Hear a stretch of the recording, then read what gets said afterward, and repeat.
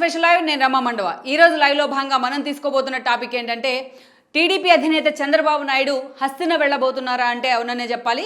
అది కూడా ఆయన జనవరి మొదటి వారంలో లేదా రెండో వారంలో హస్తిన పర్యటన కూడా ఖరారు చేసుకున్నారు. ఇప్పటికే అమిత్ షాతో ఆయన భేటీ కాబోతున్నారనే చర్చ జరుగుతోంది.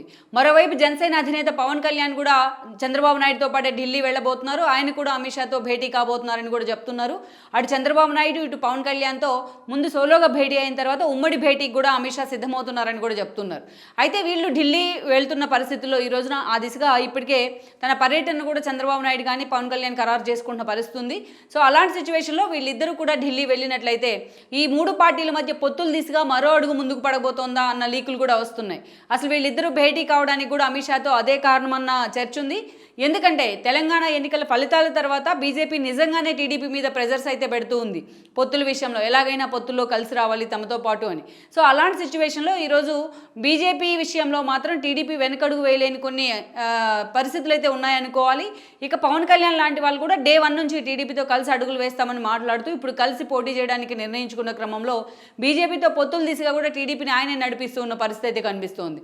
సో ఇలాంటి సిచ్యువేషన్లో ఈ రోజున ఇట్లాంటి క్రూషియల్ పీరియడ్ ఇది. ఎన్నికలకి ఇంకా కనీసం 100 రోజులు కూడా లేదు. ఒకవైపు చూసినట్లయితే అటు వైఎస్ఆర్సీపీ అధినేత జగన్మోహన్ రెడ్డి సిట్టింగుల మార్పు పేరుతో ఒక సంచలనానికి అయితే శ్రీకారం చుట్టారు. పూర్తి స్థాయిలో పార్టీని ఎన్నికలకు కూడా సన్నద్ధం చేస్తూ ఉన్నారు. అటు ఫైనాన్షియల్ బ్యాక్గ్రౌండ్స్లో కానీ ఇటు పూర్తి స్థాయిలో ఎమ్మెల్యేల మార్పు పేరుతో కానీ. అలాంటి సిచ్యువేషన్లో ఇంకా జనసేన అండ్ టీడీపీ ఇద్దరు కూడా అభ్యర్థుల ఎంపిక అయితే ఇంకా ఒక కొలికి రాలేదు. అండ్ దెన్ సంక్రాంతి తర్వాత అభ్యర్థుల ఎంపిక ఉంటుంది అని కూడా అభ్యర్థుల ప్రకటన ఉంటుంది అంటూ లోకేష్ నిన్న మొన్న రివీల్ చేసిన పరిస్థితి మీడియా ఉంది. సో ఇలాంటి సిచ్యువేషన్లో వీళ్ళిద్దరూ కూడా ముందుగా పొత్తుల గురించి తేల్చుకోవాలని అనుకుంటూ ఉన్నారు. ఆ క్రమంలోనే సో వాళ్ళిద్దరికీ కూడా బీజేపీ అధిష్టానం నుంచి అది కూడా అమిత్ షా నుంచి పిలుపు వచ్చింది. దానిలో భాగంగానే వీళ్ళిద్దరూ కూడా ఢిల్లీ వెళ్ళబోతున్నారని కూడా లీక్లు వస్తున్నాయి. ఇప్పటికే వాళ్ళిద్దరూ ఆ పర్యటన కూడా ఎండార్స్ చేసుకున్న సిచ్యువేషన్ ఉంది. అధికారికంగా కూడా త్వరలోనే ప్రకటన కూడా రాబోతోంది.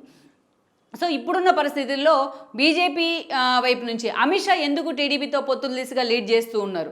ఈ పొత్తుల్లో పవన్ కళ్యాణ్ పాత్ర ఎంత? ఎందుకంటే ఆల్రెడీ పవన్ కళ్యాణ్ టీడీపీతో అలయన్స్ అయి ఉన్న పరిస్థితుల్లో ఈరోజు బీజేపీని కూడా ఇటువైపు తీసుకొచ్చే ప్రయత్నం ఎందుకు పవన్ కళ్యాణ్ చేస్తూ ఉన్నారు?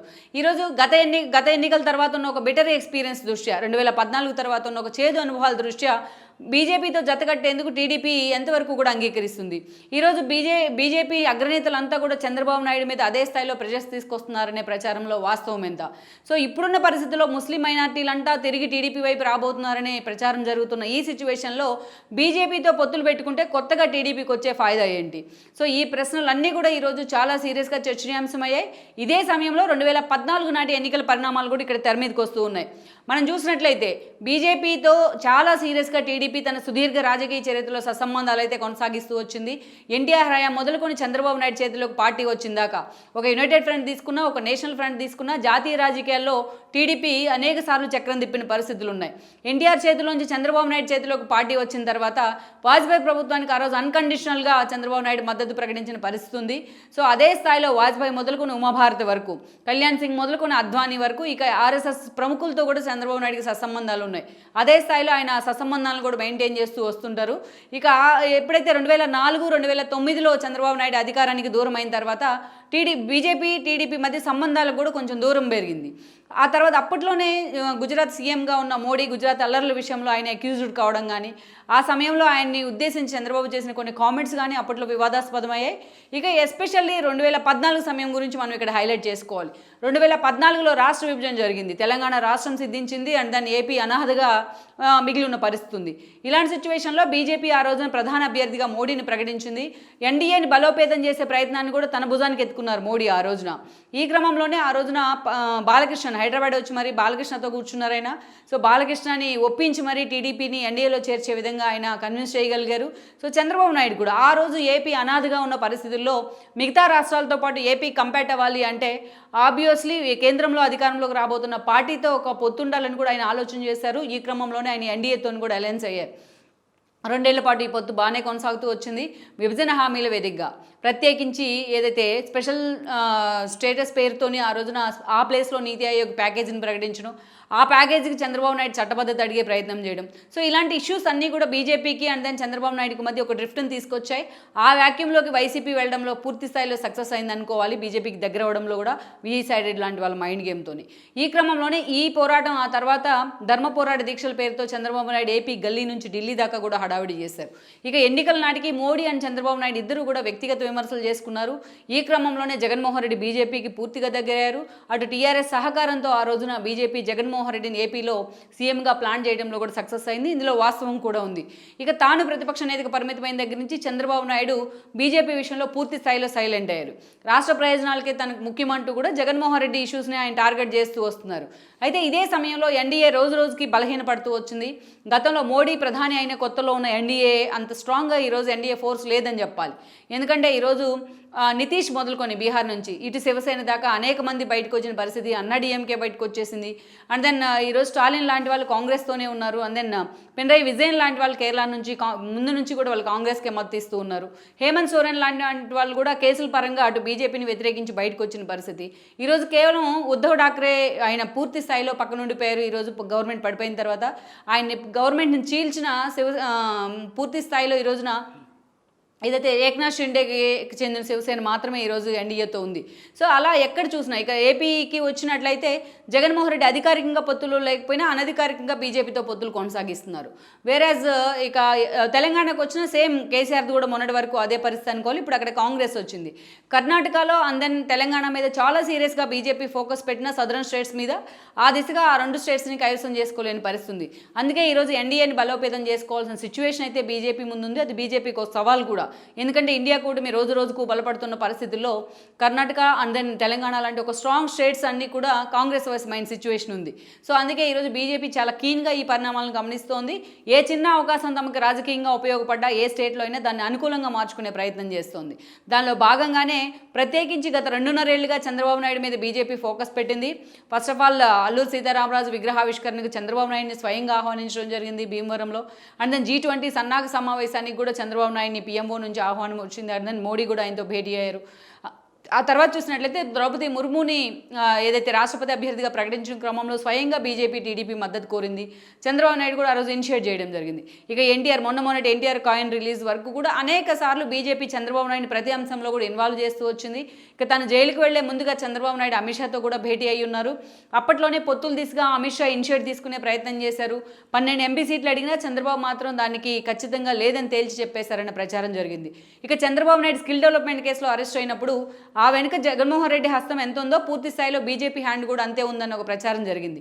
అయితే దీన్ని కూడా ఎక్కడికక్కడ అమిత్ షా లాంటి వాళ్ళు ఖండించే ప్రయత్నం చేశారు. లోకేష్ పిలిపించుకొని అటు కిషన్ రెడ్డిని ఇటు పురంధేశ్వరిని ఇద్దరిని కూర్చోబెట్టుకుని ఆయన మాట్లాడటం కూడా జరిగింది. ఒక క్లారిటీ అయితే ఇవ్వడం జరిగింది. సో ఈ అంశాలన్నీ కూడా ఏ స్థాయిలో హాట్ టాపిక్ అయినాయో మనకు తెలిసిందే. కానీ ఏపీ ప్రజలకు మాత్రం చంద్రబాబు నాయుడు అరెస్ట్ వెనుక టీడీపీ వమ్మాలకి జగన్మోహన్ రెడ్డి హస్తం ఎంత ఉందో బీజేపీ హస్తం అంతే ఉందని కూడా ఒక వాదన అయితే నడిచింది అప్పట్లో. అది దాన్ని ఎండార్స్ చేస్తున్న పరిస్థితి ఈరోజు కొంతమంది కూడా కొన్ని రకాలుగా.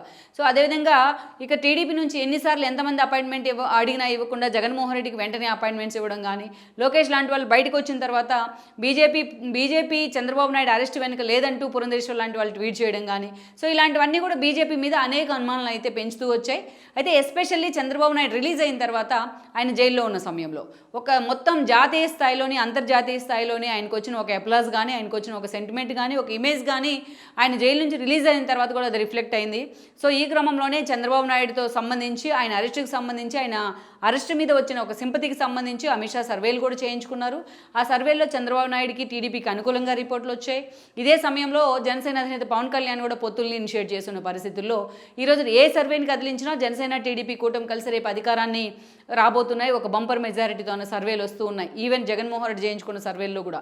అందుకే ఆయన ఈరోజు సిట్టింగుల మార్పు పేరుతో ఒక భారీ చేంజ్కి అయితే శ్రీకారం చుట్టారు. ఇక ఈ సమయంలోనే ఒక కర్ణాటక ఎన్నికల ఫలితాలు కావచ్చు, ఆ తర్వాత వచ్చిన తెలంగాణ ఎన్నికల ఫలితాలతో నిజంగానే బీజేపీకి ఒక బిటర్ ఎక్స్పీరియన్స్ అయితే మిగిల్చాయి. అందుకే ఈ రోజున ఎలాగూ గెలిచే పార్టీతో తాము ఉండాలి, ఎలాగూ టీడీపీ లాంటి ఒక నమ్మకమైన మిత్రపక్షాన్ని తిరిగి ఎన్డీఏలో చేర్చుకోవాలనే చాలా సీరియస్గా ఎఫర్ట్ పెడుతూ వస్తున్నారు అమిత్ షా. దానిలో భాగంగానే ఇప్పటికే అటు చంద్రబాబు నాయుడుతోనూ ఇటు లోకేష్తోనూ కూడా ఆయన మాట్లాడుతున్నారని చర్చ ఉంది. అనేక సార్లు వాళ్ళతో ఫోన్లో కూడా పొత్తులు దిశగా ఒత్తిడి తెచ్చే విధంగా మాట్లాడుతున్నారని చర్చ కూడా ఉంది. ఈ క్రమంలోనే ఈరోజు చంద్రబాబు నాయుడు ఢిల్లీకి కూడా వెళ్ళబోతున్నారు. అమిత్ షా ఆయనకు అపాయింట్మెంట్ ఇస్తున్నారు. సో అమిత్ షాతో సుదీర్ఘంగా చర్చలు కూడా జరగబోతున్నారు చేయబోతున్నారని చెప్తున్నారు. దానికన్నా ముందుగానే పవన్ కళ్యాణ్ ఒక రోజు ముందుగానే అమిత్ షాతో భేటీ కాబోతున్నారు. ఆల్రెడీ పవన్ కళ్యాణ్తో బీజేపీ అలయన్స్లో ఉంది. పవన్ కళ్యాణ్ ఎన్నోసార్లు మాట్లాడారు, అవసరమైతే టీడీపీతో బీజేపీని పొత్తులు దిశగా ఒప్పిస్తాననేసి. సో ఆ తర్వాత రోజున ఇండివిజువల్గా ఇద్దరితో భేటీ అయ్యాక ముగ్గురు కలిసి కూర్చొని ఈ పొత్తుల గురించి డిస్కషన్ చేయబోతున్నారని కూడా అంటున్నారు.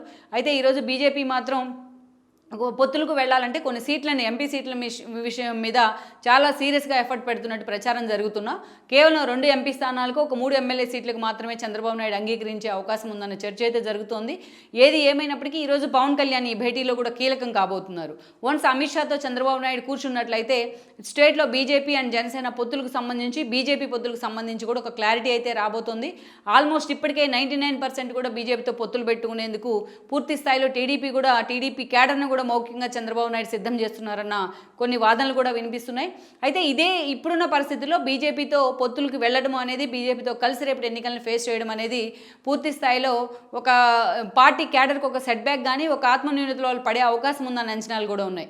అయితే చంద్రబాబు నాయుడు మాత్రం ఈ విషయంలో కొన్ని కండిషన్స్, జగన్మోహన్ రెడ్డి పాలన తీరు విషయంలో కావచ్చు, అవినాష్ రెడ్డి అరెస్ట్ విషయంలో కావచ్చు, ప్రత్యేక ప్యాకేజీ లాంటి అంశంలో కావచ్చు, విభజన హామీల్లో కావచ్చు, కొన్ని కండిషన్స్ అమిత్ షా ముందు ఉంచబోతున్నారు. అలాంటి వాటిని ఆయన ఫిల్ఫిల్ చేస్తానని ఒక గట్టి హామీ తీసుకున్న తర్వాతే పొత్తులకు ముందుగా అడిగేసే అవకాశం ఉంది అని కూడా వార్తలు వస్తున్నాయి. సో ఓవరాల్గా ఈ ముగ్గురు కలిసి రేపు ఎన్నికలను ఫేస్ చేసినట్లయితే సో గతంలో 2014లోనే ఒక మ్యాజిక్ రిపీట్ అవుతుందా? బట్ అప్పుడు బీజేపీ ముందున్న సాఫ్ట్ కార్నర్ ఇప్పుడు ఏపీ ప్రజలు ఎంతవరకు ఉందైతే ఒక $1 మిలియన్ ప్రశ్న అనే చెప్పాలి. సో అలాంటి సిచ్యువేషన్లో ఈరోజు చంద్రబాబు నాయుడు అండ్ పవన్ కళ్యాణ్ ఇద్దరూ కలిసి రాష్ట్రంలో తిరిగి బీజేపీతో కలిసి పోటీ చేయాలని వాళ్ళు చేస్తున్న ఆలోచన ఎంతవరకు వర్కౌట్ అవుతుంది మనం చూడాలి. బట్ ఈ పొత్తుల విషయం మాత్రం చంద్రబాబు నాయుడు పూర్తి స్థాయిలో అమిత్ షాతో భేటీ అయిన తర్వాత మాత్రమే ఒక అధికారికంగా ఒక ప్రకటన కూడా రాబోతుందని తెలుస్తోంది హస్తిన వేదికగా. లెట్స్ ఈ మొత్తానికి చంద్రబాబు నాయుడు హస్తిన పర్యటన మాత్రం రాష్ట్ర రాజకీయాల్లో, ప్రత్యేకించి తెలుగు రాష్ట్ర రాజకీయాల్లో ఒక సంచలన అంశంగా మారిందని మనం చెప్పుకోవాలి. ఈ వీడియో మీకు నచ్చినట్లయితే please share, like and subscribe R24 Telugu.